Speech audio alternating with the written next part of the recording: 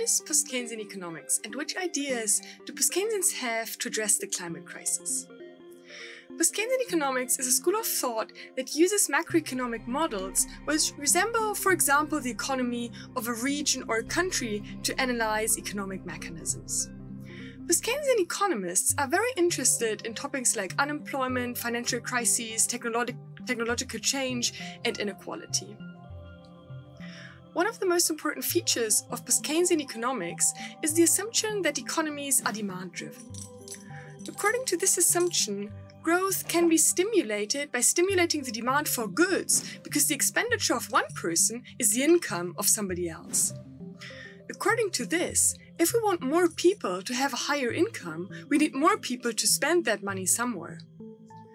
Also, post-Keynesian economists think that investments are not constrained by savings, but rather by the number of people who find good investment opportunities and by the amount of credit that is given to them.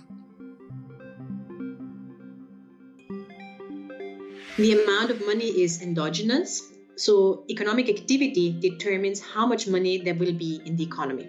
Similarly, labor market outcomes are determined by the level of economic activity in post-Keynesian economics. So unemployment is a normal feature of capitalist economies because of a lack of effective demand. Post-Keynesian economists stress that the future is very uncertain, so individuals cannot act rationally. Instead, they make decisions based on rules of thumb. For example, they roughly spend what they earn in the moment instead of taking future income into account, or sell shares when other people do so, instead of gathering all the information necessary to take an informed decision. In a situation where there is uncertainty, it's not possible for agents to always optimize simply because they don't know what they should be optimizing in. Another very important aspect is that the distribution of resources and distributional conflict are very important for economic outcomes, such as inflation or growth. One reason for this is that distributional conflict determines wages.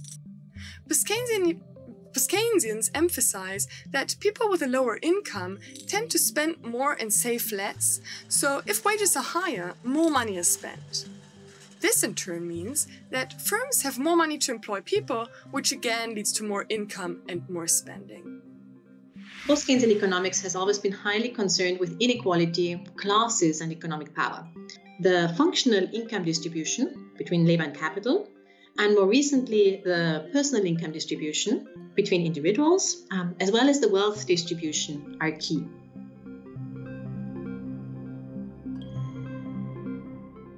Post-Keynesians ask which income and wealth groups pollute and how fiscal and monetary policy and regulations affect the poor and the rich differently. What are the policy recommendations which Post-Keynesian economics recommends? Post-Keynesian economists pay a lot of attention to fiscal policy because they think that recessions cannot be fixed by markets alone, but that the government has to step in if there is a recession and fix the problem by investing. When it comes to the climate crisis, Post-Keynesian economists tend to think that something similar might be helpful.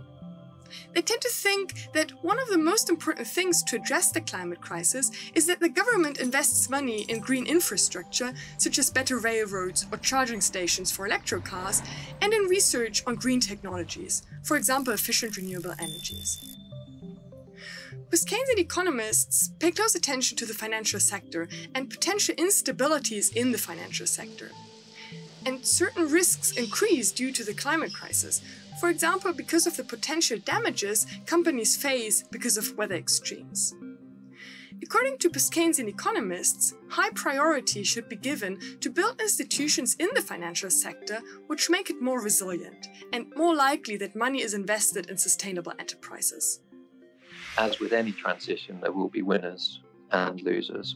The potential for stranded assets, so fossil fuel companies losing value of the energy that they have under the ground, is pretty big. And the way financial markets work, that loss of value is likely to be realised in a pretty short period of time. It's not going to be a smooth transition. It's going to be suddenly one day